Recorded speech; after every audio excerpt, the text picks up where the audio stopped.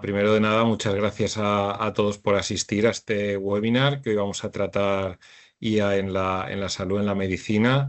Ya sabéis que la IA está entrando. Bueno, espérate, me estoy adelantando. Nada, muchas gracias por venir a este webinar de la Fundación Bargray. Siempre me gusta empezar porque hay gente que igual no conoce la fundación. Somos una fundación sin ánimo de lucro de la Comunidad Valenciana y bueno, nuestra misión es hacer temas de inteligencia artificial desde la perspectiva de investigación, la perspectiva de divulgación y la perspectiva de formación. Por la parte de formación, por ejemplo, pues nos gusta tenemos varias formaciones que ofrecemos a ciudadanos, a empresas, entidades y demás. Y algunas, pues ya la semana pasada estuvimos hablando de docencia, que es un campo también donde está entrando muy fuerte la IA. Hoy hablamos de la salud porque estamos en Valgray preparando.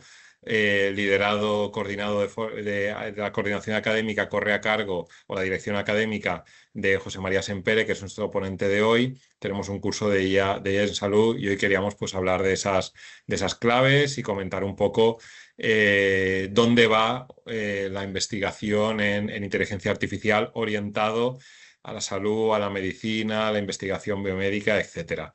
Entonces, nada, yo ya os dejo, no quiero quitar más tiempo porque mucha gente seguramente si estáis aquí es porque conocéis la fundación. Os quiero presentar, aunque ya también se va a presentar él mejor que lo que voy a hacer yo, a José María Sempere, que es profesor de la Universidad Politécnica de Valencia, subdirector del Instituto Brain y además miembro de la Unidad Mixta de Investigación de Valgray. Es uno de los profesores, como os digo, también director académico del curso de las microcredenciales de IA para la salud. Y nada, vamos a hacer una presentación, o va a hacer una presentación y luego tendremos un turno de preguntas que, bueno, podéis levantar la mano, podéis ponerlas en el chat en preguntas y respuestas y vamos viendo. Normalmente estaremos unos 3/4 de hora de presentación y más o menos un cuarto de hora de preguntas, dependiendo de lo que vaya surgiendo. Pues nada, todo tuyo. Y nada, muchas gracias a todos por asistir y espero que os guste la charla. Vale, pues muchas gracias, Sergio, por la introducción. Tal y como ha dicho Sergio, bueno, vamos a hablar hoy de la inteligencia artificial aplicada en la medicina, que es un ámbito de actuación donde realmente se están produciendo muchas cosas hoy en día, tanto a nivel asistencial como a nivel de investigación.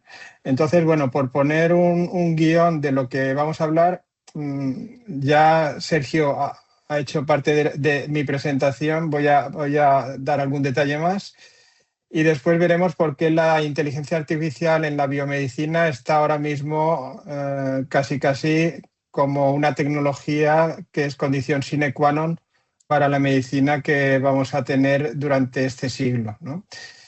Hablaré de algunos ámbitos donde la inteligencia artificial ya se está aplicando, algunos son casos de éxito. Voy a abordar fundamentalmente 4 ámbitos de actuación que mezcla un poco la parte asistencial con la parte de investigación.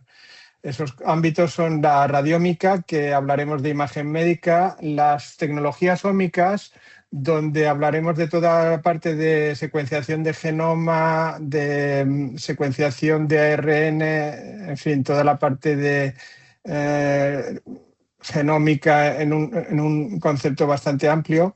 Después hablaremos también de la parte que puede influir más en la parte asistencial, que son la parte de registros médicos, donde ahí digamos, la fuente de información estrella sería la historia clínica. Y luego, como en los últimos años ya nos estamos acostumbrando a hablar de epidemias, pues vamos a hablar también un poquito de cómo la inteligencia artificial se está aplicando o se va a aplicar a temas de salud pública a nivel de epidemiología.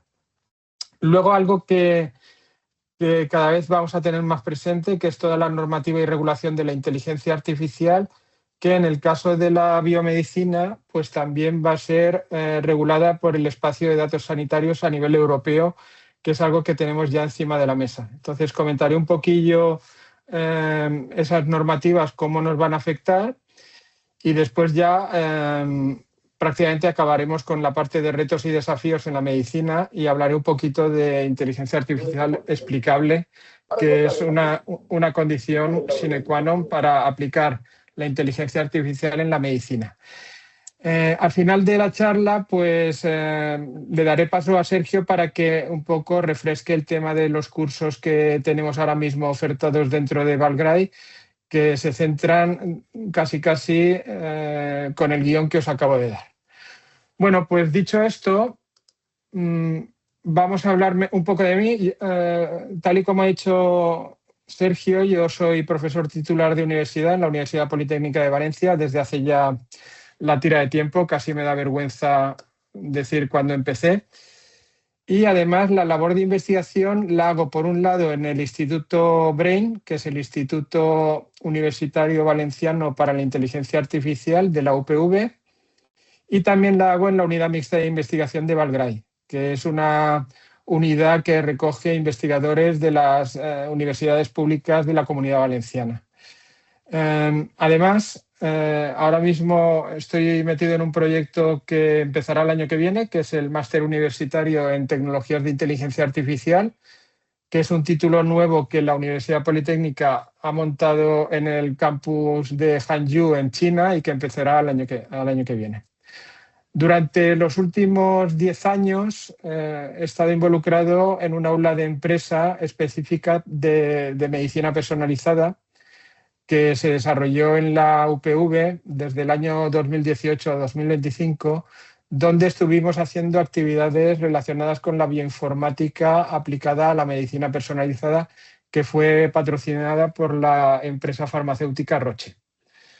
Bueno, y dicho esto, vamos ya a empezar a hablar un poco de la inteligencia artificial. Yo me imagino que todo el mundo es consciente de que en los últimos 6 años ha habido un auge de la inteligencia artificial prácticamente en todos los ámbitos.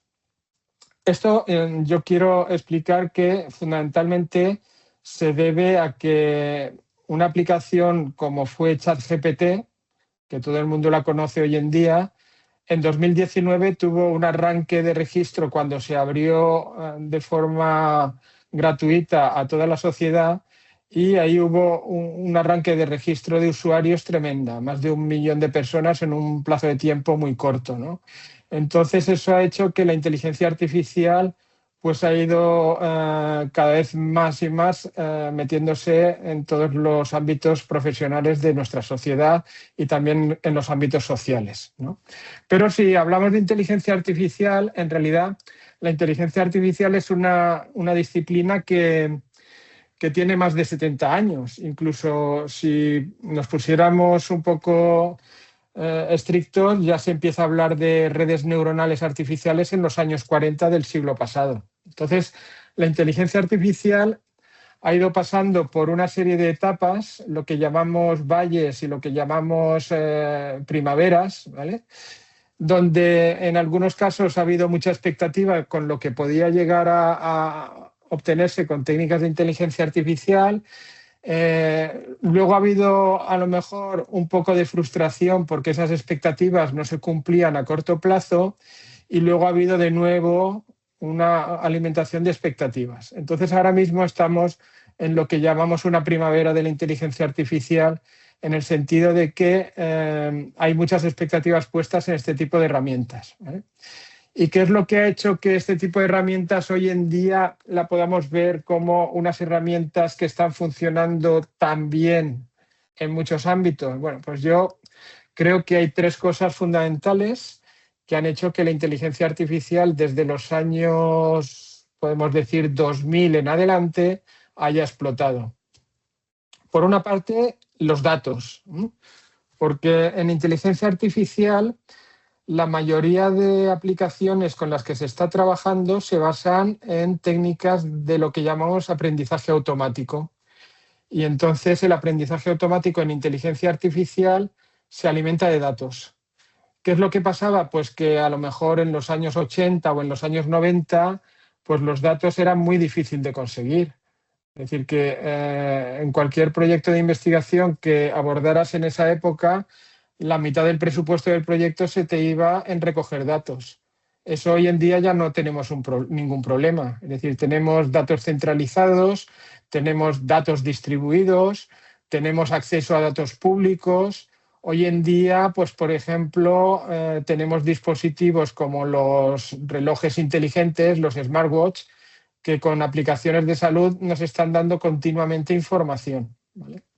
Entonces, hoy en día ya el problema ya no es de encontrar datos. Justo al revés, hoy en día el problema es que tenemos Big Data. Es decir, tenemos una gran cantidad de información que no sabemos cómo analizar.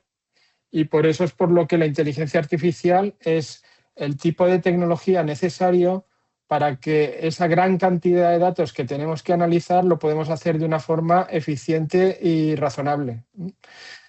Fijaros que cuando hablo de datos estoy hablando a nivel multimodal. Pues, por ejemplo, estoy hablando de imagen, estoy hablando de sonido, estoy hablando de vídeo, estoy hablando de texto, estoy hablando de redes sociales. En el ámbito de la medicina, una fuente de datos muy, muy importante ha sido todas las técnicas de secuenciación de genoma. Pues, ¿por qué? Porque el primer genoma que se secuenció hace unos cuantos años costó mucho tiempo y mucho dinero, pero hoy en día cualquier empresa que se dedique a temas de biotecnología pues te puede ofrecer un servicio de secuenciación de genoma completo a un precio realmente asequible. Entonces, todo eso ha hecho que la cantidad de información sobre genómica se haya disparado. Lo mismo sucede con la imagen médica. El segundo aspecto con el que la inteligencia artificial ha explotado ha sido pues la capacidad del procesamiento de datos, lo que son las máquinas. Entonces, cada vez hemos ido a un abaratamiento de algunas configuraciones de hardware, de máquinas de procesamiento, y hoy en día pues realmente tenemos muchas opciones, desde infraestructuras de altas prestaciones, los famosos servidores de datos que están continuamente procesando información, o podemos tener, por ejemplo, a nivel casi, digamos, de doméstico, pues podríamos tener arquitecturas de clústeres de procesadores GPU, que es una tecnología que hoy en día, por ejemplo, es la que está alimentando toda la parte de redes neuronales. Y luego, además, pues tenemos otras opciones que antes no teníamos. Pues, por ejemplo, tenemos superordenadores que están ofreciendo servicios para proyectos de investigación. Por ejemplo, se me ocurre la infraestructura del Mare Nostrum en Barcelona. O, por ejemplo, tenemos servicios de computación en la nube, que es algo que cada vez es una línea de negocio de grandes compañías, como puede ser Amazon, como puede ser Google, como puede ser Microsoft, donde en realidad lo que te están haciendo es te están alquilando sus máquinas para que tú hagas tus cálculos, ¿no? O, por ejemplo, lo que nos va a venir aún es una tecnología bastante incipiente, pero con el tiempo puede que vaya a más, que son los ordenadores cuánticos. Entonces, hoy en día ya prácticamente procesar información ya no es tan problemático.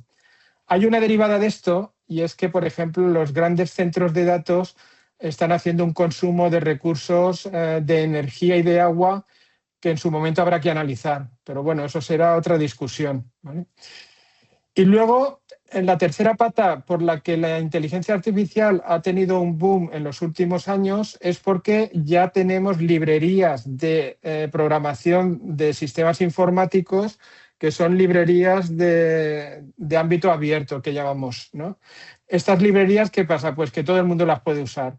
Uno con que tenga un poquito de idea de programación puede bajarse esas librerías que son públicas y en un plazo de tiempo muy corto ya puede empezar a hacer pequeños modelos de inteligencia artificial, específicamente pequeños modelos de aprendizaje automático y más en concreto pequeños modelos de redes neuronales artificiales, que es el modelo de computación que más éxito está teniendo hoy en día en la inteligencia artificial. Entonces, todo esto combinado hace que ahora estemos en un momento muy interesante porque se pueden hacer muchos proyectos de inteligencia artificial porque tenemos datos, tenemos máquinas, tenemos librerías de desarrollo. Y eso ha hecho que todo el mundo tenga esta tecnología como una condición sine qua non para facilitar otras tecnologías alrededor de estas, ¿vale? Bueno, pues en el ámbito de la salud hay ya un paradigma que cada vez se está imponiendo más, que es las famosas medicinas, a mí me gusta llamarlas XP, ¿vale? No tiene nada que ver con el Windows, sino que son las P's que van apareciendo como adjetivos de la medicina del siglo XXI. Al principio se habló de medicina 3P, después se habló de medicina 4P, después se habló de medicina 5P, ya se está hablando de medicina 6P, etcétera, etcétera. Entonces, bueno, vamos a hablar de medicinas XP. La medicina XP, ¿qué es? Es un paradigma, digamos, nuevo, de lo que podría ser el paradigma clásico de la medicina, tanto a nivel asistencial como a nivel de investigación, ¿vale? Las P's, ¿qué significa? Bueno, en el caso de la medicina 4P, una de las P's es que es una medicina predictiva, es decir, que nosotros a partir de la información que tenemos de un paciente podemos hacer predicciones de cuál puede ser, pues, por ejemplo, la evolución de una enfermedad. O, por ejemplo, a partir del genoma de un paciente, pues tenemos también predicciones probabilistas de qué enfermedades de tipo genético ese paciente puede llegar a desarrollar, ¿vale? Entonces, en ese sentido, es predictiva. La otra P, pues podría ser la preventiva, ¿no? Es decir, que anticiparnos a que el paciente tenga la enfermedad para tomar algunas medidas. Eso cada vez lo estamos viendo más. Pues, por ejemplo, de nuevo, vuelvo al ejemplo de la genómica. Pues si un paciente tiene, por ejemplo, un riesgo alto de nivel genético de desarrollar un tumor de pecho, pues a lo mejor podemos hacer algún tipo de intervención a priori para evitar que ese tumor se desarrolle, ¿no? En ese sentido, estamos anticipándonos a lo que los datos nos están diciendo, ¿no? Luego estamos hablando también de una medicina personalizada, pues porque al final los tratamientos en muchos casos no son tratamientos que se puede aplicar a todo el mundo. Estoy pensando, por ejemplo, en cáncer y en todo el tema de tratamientos de distintas quimioterapia o radioterapia, etcétera, donde ahí hay que afinar muy bien las dianas terapéuticas. Es decir, esto lo dicen los propios médicos, que el aplicar una terapia en un problema oncológico idéntica para todos los pacientes, eso hoy en día ya es un disparate. Es decir, que hay que intentar afinar un poco más para buscar dianas terapéuticas y buscar el mejor tratamiento para cada paciente, ¿no? Entonces, en ese sentido, estaríamos hablando de una medicina personalizada. Algo que también cada vez vamos a tener más presente es que es participativa. ¿Participativa en qué sentido? Pues que al final al paciente lo vamos a empoderar. Esto además lo hablaré y lo comentaré luego al final de la charla cuando hable de normativa. Al final el paciente es dueño de su información y tiene que ser un rol activo a la hora de decidir, por ejemplo, tratamientos y a la hora de decidir pruebas diagnósticas. Esto a nivel clásico a lo mejor ya era así, pero eso se va a reforzar cada vez más, ¿vale? Y ahí tenemos la normativa del Espacio Europeo de Datos Sanitarios que nos lo está diciendo. Bueno, pues estas digamos que serían 4Ps, pero luego apareció también motivado a lo mejor por todo el tema que pasamos con el COVID de una salud poblacional, ¿no? Es decir, que al final lo que se está haciendo es un enfoque, lo que en Europa llaman un enfoque One Health, es decir, que un sistema integrado donde hablemos no solo de la salud individual de cada paciente, sino de la salud comunitaria, y no solo de la salud comunitaria, sino además de, por ejemplo, aspectos sociológicos o aspectos, por ejemplo, de medio ambiente. Entonces, todos esos son temas que cada vez vamos a ir viendo más a lo largo de este siglo. Ya están algunos implantándose, pero eso va a ir a más porque además es política comunitaria. Es decir, que va a ser un sello de identidad de hacia dónde quiere la Comunidad Europea que avance la medicina en el territorio europeo. Bueno, pues entonces, si queremos conseguir todo esto, si queremos que al final la medicina que empecemos o que ya está empezando a implantarse tenga todas estas P's y las P's que vengan, al final nos tenemos que basar en datos. Y luego, si nos basamos en datos, una forma eficiente, repito, para procesar esos datos, pues es utilizar tecnologías de inteligencia artificial, porque al final es una forma eficiente de procesar información, ¿vale? Entonces, bueno, cuando hablamos de datos, y estoy hablando ya de biomedicina, podemos hablar de tres ejes de lo que son los datos biomédicos, tanto a nivel asistencial como a nivel de investigación. Por una parte, podríamos hablar de datos de tipo fenómico, es decir, la manifestación de la enfermedad o la manifestación que recogemos en algún diagnóstico o en algún procedimiento médico, o estamos hablando de signos vitales, estamos hablando, pues, por ejemplo, de una imagen radiológica, ¿vale? Eso, digamos que serían datos de tipo de fenoma.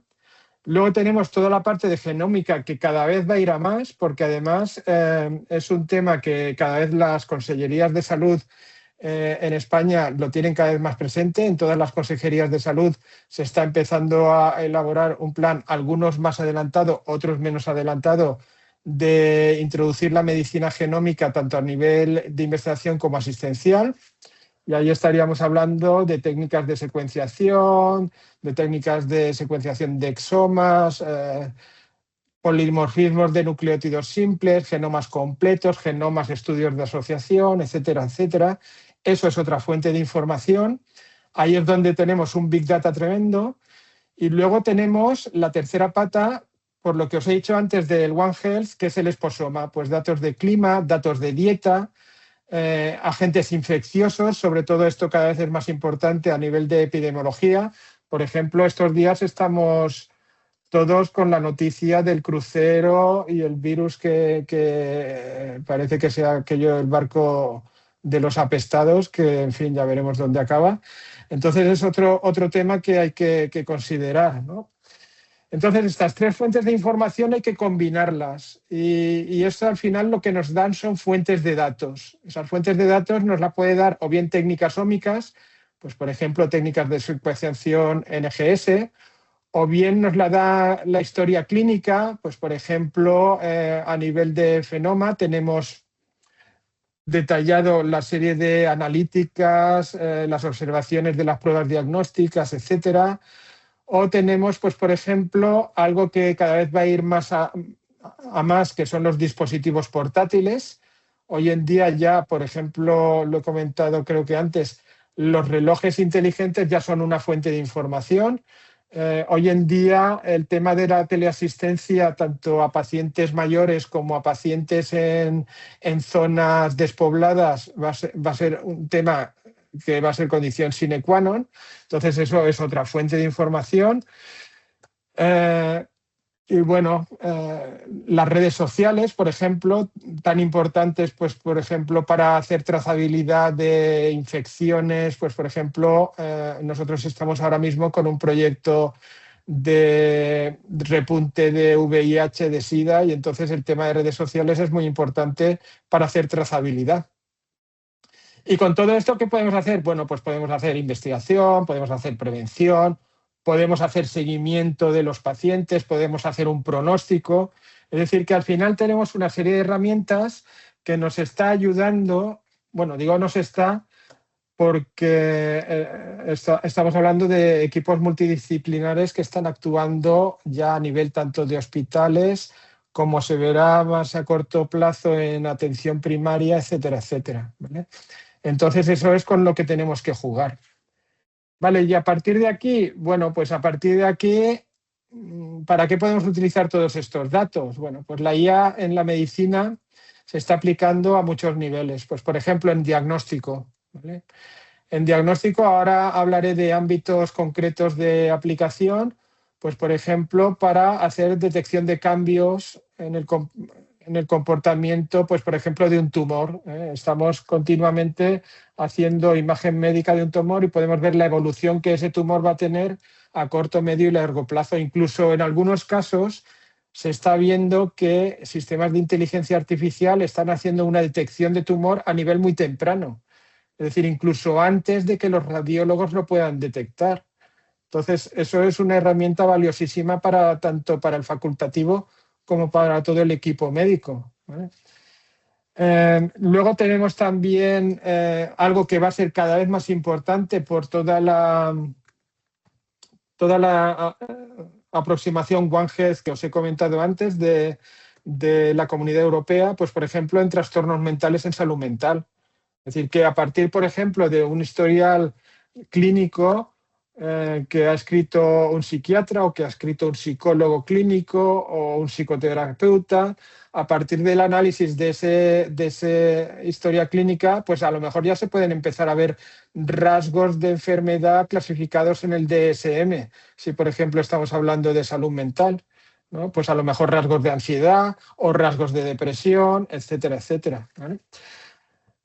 También podemos hablar de tratamientos, pues por ejemplo seleccionar el mejor tratamiento, y aquí volveríamos al tema de la medicina personalizada, o hacer una predicción de qué tratamientos pueden tener efectos adversos sobre qué pacientes, ¿vale?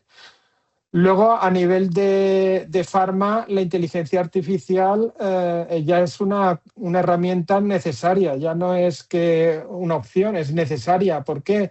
Pues porque, por ejemplo, para el descubrimiento de nuevas biomoléculas, a partir de una herramienta de inteligencia artificial que tuvimos un boom también en 2020, que fue el AlphaFold, pues ya tenemos una herramienta de inteligencia artificial muy eficiente que nos está indicando cómo la proteína se puede plegar. Y a partir de ese plegamiento de proteína yo puedo encontrar zonas de interacción entre proteínas y puedo hacer dianas terapéuticas. Entonces eso va a ir cada vez a más. Cito el AlphaFold porque además es un caso donde todo el mundo lo recordará, que se llevó el premio Nobel hace un par de años. Es decir, que fue un premio Nobel otorgado a una herramienta de inteligencia artificial. Igual que las redes neuronales artificiales, fue otro premio Nobel el mismo año que fue otorgado a un modelo de inteligencia artificial. Eso para que nos demos un poco cuenta de en qué época estamos viviendo. Bueno, también nos va a ayudar para hacer predicción y prevención, ¿vale? Lo que hemos dicho antes, tanto a nivel de, por ejemplo, genoma, como a nivel epidemiológico. Nosotros, por ejemplo, durante el COVID y anteriormente, pues hemos hecho simuladores inteligentes para prevención de epidemias. Lo hemos hecho para la resistencia a antibióticos, lo hemos hecho para el COVID, lo hemos hecho también para enfermedades de transmisión sexual, etcétera, etcétera. Luego, cuando hablamos de prendas inteligentes, que esto ahora mismo estamos acostumbrados a los relojes, ya todo el mundo que una persona lleve en el reloj una herramienta de salud, entre comillas, pues ya no es tan raro. Entonces, a partir de ahí, procesar esos datos en tiempo real es algo que podemos hacer con técnicas de inteligencia artificial, en el sentido que esas técnicas pueden hacer una depuración de datos bastante eficiente. O, por ejemplo, lo que vendrá, pues las prendas inteligentes, pues por ejemplo, camisetas con sensores, o por ejemplo, a nivel neurológico, podemos tener ya implantes neurológicos que están continuamente enviando información.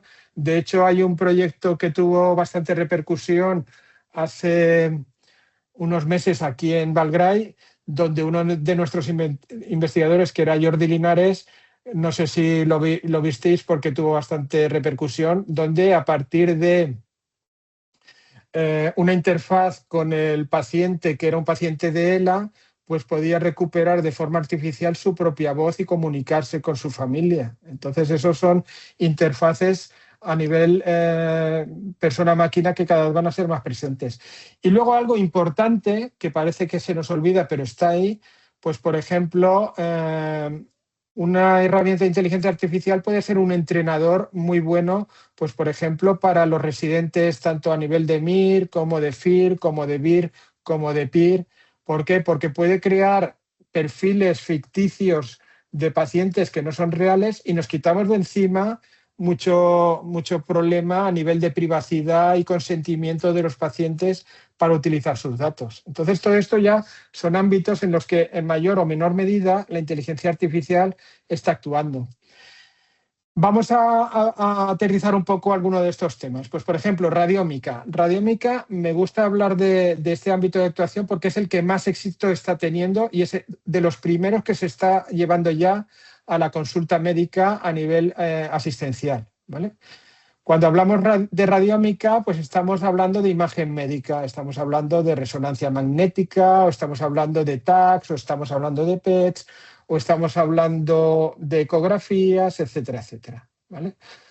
Pues aquí las herramientas de inteligencia artificial nos ayudan o ayudan al facultativo, ayudan al radiólogo, pues a hacer una serie de tareas. Pues, por ejemplo, segmentar la imagen, establecer regiones de interés de esa imagen. Por ejemplo, si yo tengo una imagen de un pulmón, yo me puedo centrar en una región concreta para ver un tumor, ¿vale? No todo el pulmón, sino que específicamente la herramienta me está indicando dónde tengo que fijarme, ¿no? Esto además, hay un experimento que a mí me gusta ponerlo porque es un experimento muy, muy ilustrativo, y es que se hizo un experimento, y es que en una imagen médica se implantó un agente extraño. En realidad era un pequeño gorila, no os estoy tomando el pelo, era un pequeño gorila insertado en la imagen de radiografía. Y después de una sesión de análisis radiológico, muchos radiólogos no se dieron cuenta de que ese gorila estaba insertado en la imagen, a pesar de que se les decía que en esa zona podía haber un tumor, y no se dieron cuenta. ¿Por qué? Pues porque al final las personas nos cansamos, sufrimos un déficit de atención, y en ese sentido la máquina puede ser de gran ayuda, porque puede descartar lo que no es significativo o puede ayudarnos. O, por ejemplo, a nivel de segmentación de la imagen. Esa caracterización de la imagen, pues la podemos, digamos, trocear, ¿no? Esto, por ejemplo, a nivel de imagen cerebral cada vez se está utilizando más, porque tenemos que saber qué interacción hay a nivel de distintas estructuras del cerebro para ver esas estructuras cómo interactúan. Y eso nos ayuda tanto a modelado predictivo, es decir, yo puedo saber, por ejemplo, a partir de la imagen de un tumor, ese tumor cómo va a evolucionar, y también podemos ver, por ejemplo, una evaluación de la respuesta de distintos tratamientos, pues por ejemplo, de tratamientos de quimioterapia o de tratamientos de radioterapia, etcétera, etcétera. Entonces, eso ya son herramientas que la inteligencia Vale, sí, artificial... ya me dices algo y bueno, Vale, lo que sea. vale. Bien, seguimos. Estábamos diciendo que eso ya son herramientas que ya se están utilizando en consulta médica, ¿vale? Aquí, por ejemplo, en Valencia, la Consellería de Sanidad es de las primeras herramientas que ha puesto ya a funcionar, sobre todo para detección precoz en cierto tipo de cánceres, ¿eh? Creo recordar que para cáncer de mama. Vale, luego hablaré también de algunas iniciativas, porque el tema de la radiómica, a su vez, ha hecho que se estén creando muchos bancos de imagen. Entonces, aquí tenéis tres iniciativas. Una es el Banco de Imagen de la Comunidad Valenciana, el BIMCV, ¿vale? Que digamos que el corazón lo tenemos aquí en Fisabio. Fisabio es una fundación de investigación sanitaria de la Comunidad Valenciana. Luego tenemos EUCAIM, que es una infraestructura de imagen médica a nivel europeo, ¿vale? Y luego tenemos pues el OHIF, que es otro tipo de imágenes médicas también a nivel internacional. ¿Esto qué son? Estos son imágenes que se van a poder poner a disposición de forma abierta para los investigadores en biomedicina, ¿vale? Hay que llevar una serie de protocolos para acceder a esas webs, pero en principio, si uno solicita el acceso a cierto tipo de corpus de datos, puede coger esos corpus de datos. Esos corpus de datos ya están anonimizados y entonces los puede utilizar en el ámbito secundario, por ejemplo, para hacer investigación, ¿vale? Eso me gusta poner iniciativas como esta porque en realidad son accesos abiertos, es decir, que estamos hablando de organismos públicos, o sea que están accesibles a todo el mundo, llevando una serie de requisitos, claro. Bueno, otro ámbito de actuación donde ya estamos empezando a trabajar con inteligencia artificial, por supuesto, a nivel de investigación ya se hacen muchas cosas, pero a nivel asistencial eso va a ir a más, que es todo el tema de utilizar las ómicas, ¿vale? Cuando hablo de ómicas no hablo únicamente de genómica, ¿eh? No hablo únicamente de analizar el ADN o analizar los genes, sino que estamos hablando de transcriptómica, de epigenómica, de metabolómica, estamos hablando también de biología estructural, etcétera, etcétera. Entonces, esto, por ejemplo, os lo he comentado antes, la secuenciación de datos ya cada vez es más barata, pero a su vez está produciendo una ingente cantidad de información que tenemos que procesar con algunas tecnologías, por ejemplo, de inteligencia artificial. Por ejemplo, pensemos en la secuenciación de genoma. Las máquinas de NGS lo que hacen es, con unas técnicas que no voy a entrar ahora, digamos que selecciona trocitos del genoma que luego hay que ensamblar para darle un significado a nivel por ejemplo, de genes y de cromosomas, ¿no? Entonces, ese ensamblaje de esos trocitos es una tarea muy complicada. Entonces, ahí, por ejemplo, ya se están empezando a utilizar, bueno, ya se utilizan desde hace tiempo arquitecturas de inteligencia artificial que ayudan a ese ensamblaje. O si yo, por ejemplo, quiero saber si hay mutaciones patogénicas en un gen, pues hay herramientas de inteligencia artificial que a partir de ejemplos que ha encontrado en otros genes anotados, me permite anotar esas secuencias. Pues por ejemplo, con un formato de variantes, ¿no?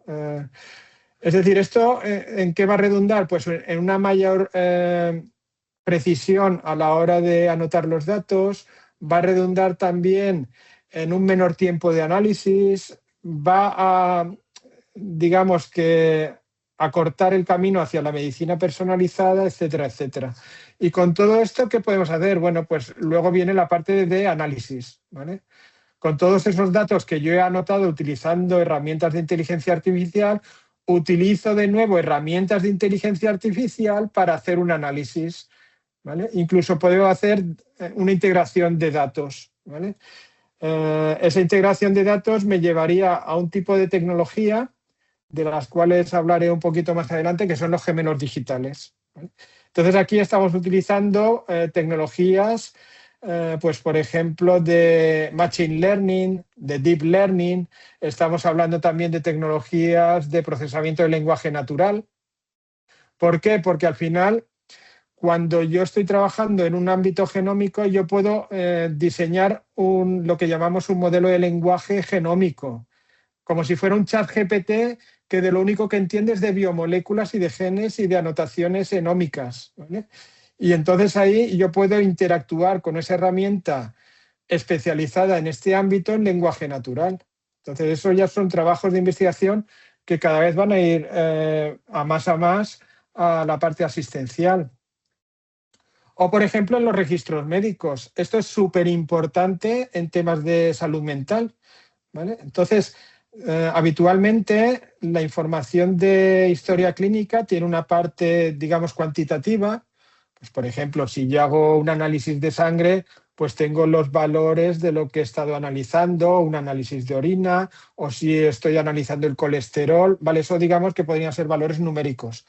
Pero luego hay toda una parte de descripción del facultativo que lo ha hecho en lenguaje natural. Y entonces imaginaros la cantidad de archivos que hay no solo en los hospitales, sino en atención primaria de historia clínica donde la información no está estructurada. No está estructurada ¿por qué? Porque es lenguaje natural. Entonces, a partir de aquí, ¿qué podemos hacer? Pues yo puedo, por ejemplo, hacer resúmenes. Antes hemos hablado de medicina participativa. Bueno, pues a lo mejor con una herramienta de lenguaje natural yo puedo coger la historia clínica de mi paciente y puedo hacer un resumen y puedo decirle a la herramienta de inteligencia artificial que evite conceptos técnicos y que los sustituya por conceptos que el paciente va a entender. Entonces, eso es una forma de empoderar al paciente y de hacer una medicina participativa, ¿vale? Eso, a su vez, también me permite hacer una clasificación de diagnósticos, pues, por ejemplo, si estoy trabajando con ontologías médicas, ¿vale? A partir de la información de la descripción de lenguaje natural, pues yo puedo establecer unas categorías de qué tipo de enfermedades o qué tipo de diagnósticos o qué tipo de tratamientos, etcétera. Y eso al final va a ayudar a un diagnóstico más preciso, porque esto al final, y esto no lo he dicho, pero bueno, lo digo ahora, al final este tipo de herramientas no sustituyen a los médicos no sustituyen a los enfermeros, no sustituyen a los facultativos, son herramientas de apoyo que tienen que estar supervisadas. En ese sentido, son herramientas que van a ayudar a todo el personal involucrado en los procesos de medicina, de salud, ¿no? Entonces, por ejemplo, a partir del procesamiento de historial clínica, pues podemos hacer un diagnóstico más preciso. ¿Por qué? Porque ya no tengo acceso solo a los diagnósticos de mi hospital, sino que a lo mejor tengo acceso a los diagnósticos de todo nivel nacional o de todo nivel europeo. ¿Por qué? Porque podemos crear herramientas que se entrenen con todos esos diagnósticos. Entonces ahí estamos haciendo una variabilidad de diagnósticos que con otras herramientas no podríamos hacer, ¿vale? No solo a nivel de diagnóstico, también podemos ajustar muy bien los tratamientos, podemos ajustar las dosis del medicamento, podemos hacer un seguimiento de la adherencia a los tratamientos que tienen los pacientes, ¿vale? Y además podemos hacer una estratificación de los riesgos. A partir de toda esa información, puedo hacer una predicción de qué riesgo tiene de un ingreso hospitalario, porque a lo mejor está reportado que hay un tanto por ciento de pacientes que con esa patología y ese tratamiento posiblemente pues tengan que hacer un ingreso en tratamiento. Estoy hablando a lo mejor de enfermedades de tipo inmunitario, ¿no? Donde a lo mejor el tratamiento hace que el sistema inmunitario se resienta y haya que hacer un ingreso hospitalario. Entonces, la herramienta en algunos casos es capaz de hacernos una predicción bastante precisa, ¿vale? También a nivel de procedimientos clínicos, a nivel de hospitalario, cómo gestionar las UCIs, tan importantes fue la gestión de UCIs en su momento con el COVID, o cómo automatizar tareas administrativas que también el personal médico tiene que hacer. Y esto al final repercute en la investigación a nivel poblacional, es decir, esto puede alimentar a un marco mucho más grande, ¿vale? Y bueno, el cuarto ámbito de actuación es la parte de epidemiología, ¿vale? Entonces aquí, de nuevo, estamos hablando con distintas fuentes de información, registros clínicos, datos sociológicos de movilidad. Por ejemplo, si queremos hacer un trazado de la población, cómo está interactuando entre sí, para ver los niveles de infección, dónde están los focos y dónde podemos poner algún tipo de medidas preventivas, etcétera. O podemos hablar también de datos genómicos, pues por ejemplo yo podría introducir la secuencia genómica de un virus o de una bacteria, y si ya tengo reportado conocimiento acerca de la evolución de ese virus o esa bacteria, posibles cepas que puedan aparecer, ya tengo una prevención a nivel del patógeno que está causando la infección, ¿vale? Entonces aquí podemos utilizar también distintas técnicas, pues podemos utilizar aprendizaje automático o lenguaje natural, porque de nuevo nos estamos enfrentando a historia clínica. Hay una parte que también es cada vez más importante, que son simulaciones basadas en agentes. Los agentes son sistemas de inteligencia artificial distintos a los sistemas de aprendizaje, ¿vale? Es decir, se basa a lo mejor en reglas, que lo que hacen los agentes, digamos, es capturar el comportamiento virtual de alguna entidad real, ¿eh? Eso ya lo hemos hecho cuando hicimos el simulador del COVID. Teníamos un agente que simulaba, pues por ejemplo, al virus SARS-CoV, que era el que estaba causando la epidemia, ¿vale? Y esto nos da una herramienta que es el gemelo digital. Es decir, el gemelo digital en un escenario ideal pues sería un avatar digital de un paciente o de una población. Y eso me permite hacer experimentos digitales. Pues, por ejemplo, yo podría hacer experimentos de confinamiento, o podría hacer experimentos de vacunación, o podría hacer experimentos de interacción, y podría proyectar a futuro la infección cómo va a evolucionar, ¿vale? Esto se puede hacer a nivel epidemiológico, pero también se puede hacer a nivel individual. Es decir, podemos tener un gemelo digital de una patología en un paciente, porque al final de lo que estamos trabajando es lo que llamamos biología de sistemas, ¿no? Entonces creamos un sistema virtual basándonos en otras técnicas de inteligencia artificial como fuera la computación natural o sistemas multiagentes, ¿no? Bien, a partir de aquí pues podemos obtener resultados, pues, por ejemplo, para hacer una predicción de futuras infecciones o hacer una evaluación de intervenciones, optimizar los recursos, pues, por ejemplo, en un hospital, optimizar el uso de las UCIs, etcétera, etcétera, etcétera, ¿vale? Entonces, estos son ámbitos donde ya la inteligencia artificial tiene casos de éxito. Es decir, no es una quimera, sino que ya hay algunos casos donde se ha aplicado y los resultados han sido notables, ¿vale? Bueno, entonces vamos a hablar ahora de normativa. ¿Podemos aplicar la inteligencia artificial como queramos en el ámbito de la biomedicina? En Europa no. Es decir, si nos fuéramos a Estados Unidos o si nos fuéramos a China, el panorama cambiaría. Pero en Europa tenemos normativa, ¿vale? Ya hace unos pocos años tenemos normativa del uso de la inteligencia artificial en Europa, que afecta también a cómo vamos a utilizar la inteligencia artificial en biomedicina. Y hace poco ya se aprobó toda la regulación del espacio europeo de datos sanitarios, que es con lo que ahora mismo estamos lidiando. Es decir, la normativa está aprobada y en los próximos 2-3 años los países miembros tienen que desarrollar toda la normativa de aplicación de los datos sanitarios. Los datos sanitarios se van a poder aplicar a nivel primario, pues por ejemplo, para el diagnóstico y el tratamiento a nivel asistencial, ¿vale? Y también se van a poder utilizar a nivel secundario, un uso secundario de los datos. ¿Para qué? Pues fundamentalmente para hacer investigación biomédica y luego esa investigación biomédica poder hacer una investigación translacional, devolverla de nuevo a nivel asistencial. Entonces ya a nivel europeo nos están diciendo una serie de normas que tenemos que tener presente cuando utilicemos datos biomédicos, ¿vale? Y esas normas, pues por ejemplo, temas de privacidad va a ser cada vez más importante, temas de consentimiento cada vez va a ser más importante, temas de accesibilidad y también temas de trazabilidad de cómo hemos utilizado los datos, en qué investigaciones y qué uso lo hemos hecho después a nivel translacional. Esto va a ser muy importante, sobre todo para las industrias farmacéuticas, y va a ser de obligado cumplimiento.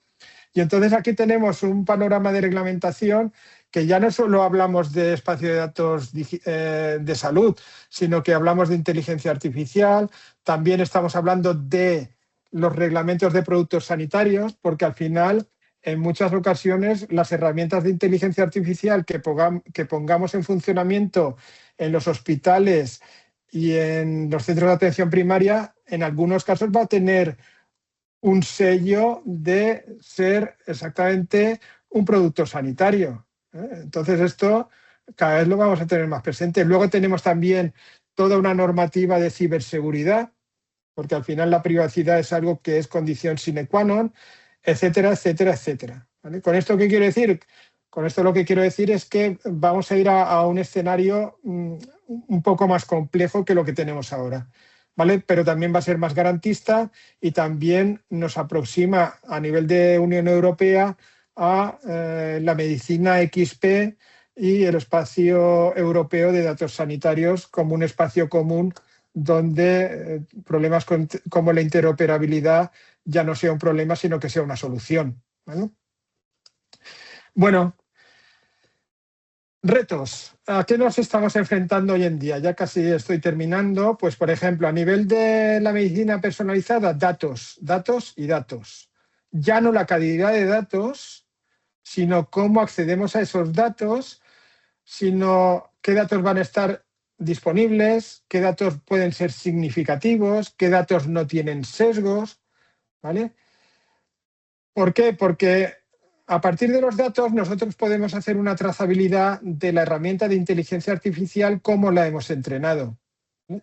Entonces, aquí hay que hacer, ahora mismo, hasta hace pocos años, esto era una selva, es decir, los datos los cogían y empezaban a hacer herramientas de inteligencia artificial sin ningún tipo de trazabilidad, pero eso ya va a cambiar.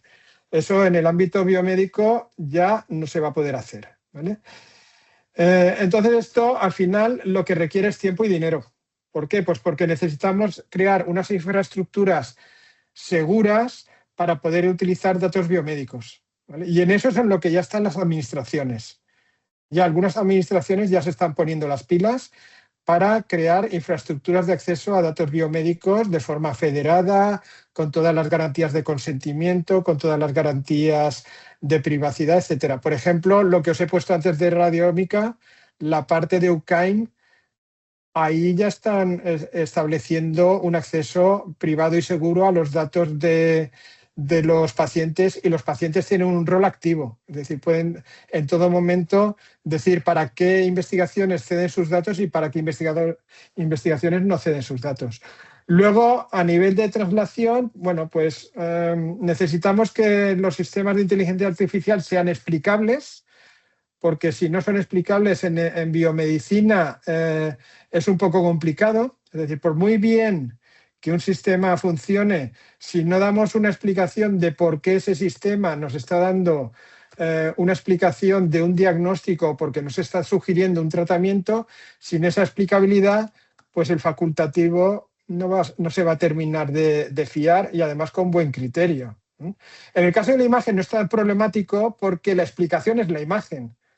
Es decir, si el sistema de inteligencia artificial nos está diciendo, fíjate en esta zona de la imagen, ahí es donde está la explicación de por qué hay un tumor incipiente y tal, pero en otros temas donde la cosa está mucho más encriptada, como por ejemplo puede ser la genómica, la explicabilidad es importante, ¿vale?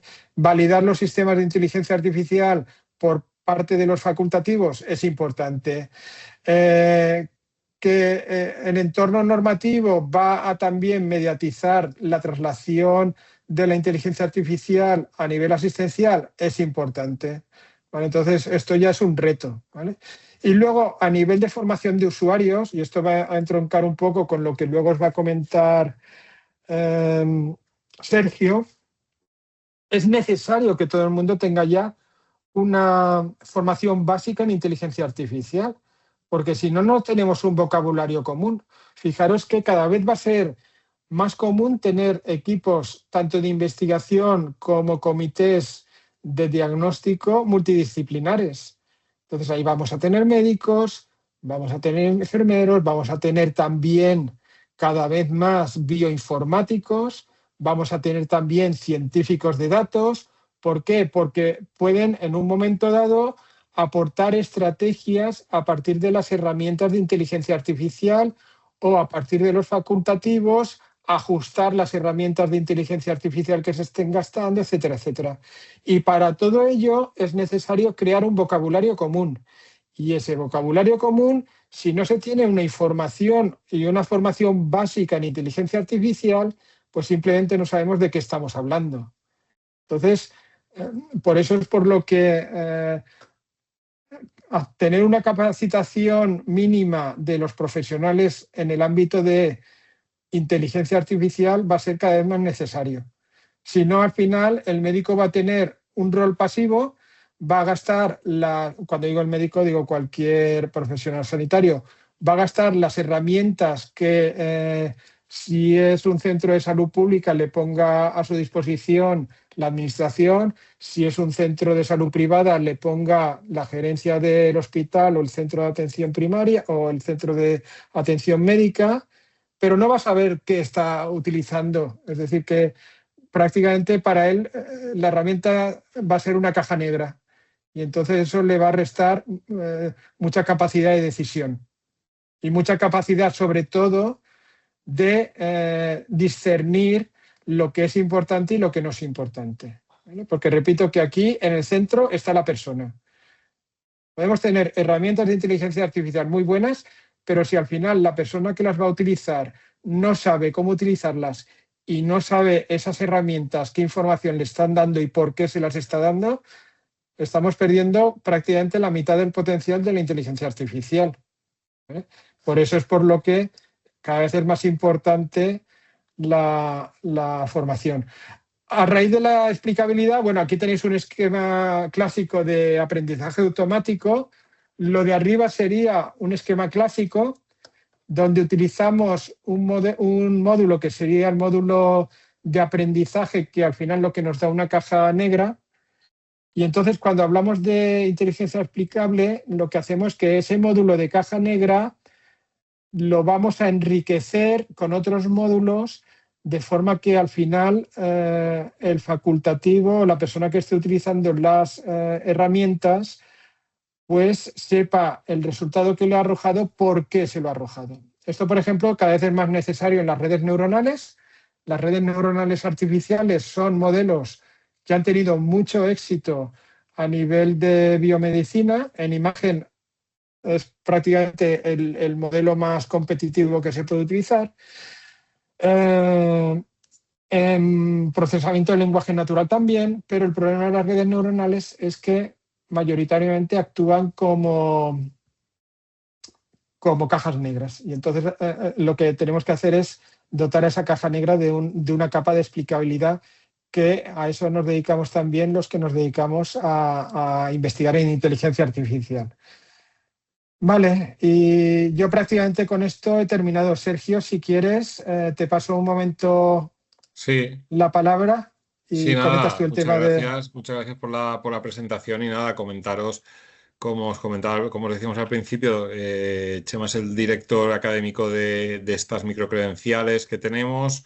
Es un curso completo donde abordamos la IA para la salud desde tres vertientes. O sea, primero una primera microcredencial, son microcredenciales con titulación de la Universidad Politécnica de Valencia y de Valgray, además con profesorado de las distintas universidades de la Comunidad Valenciana.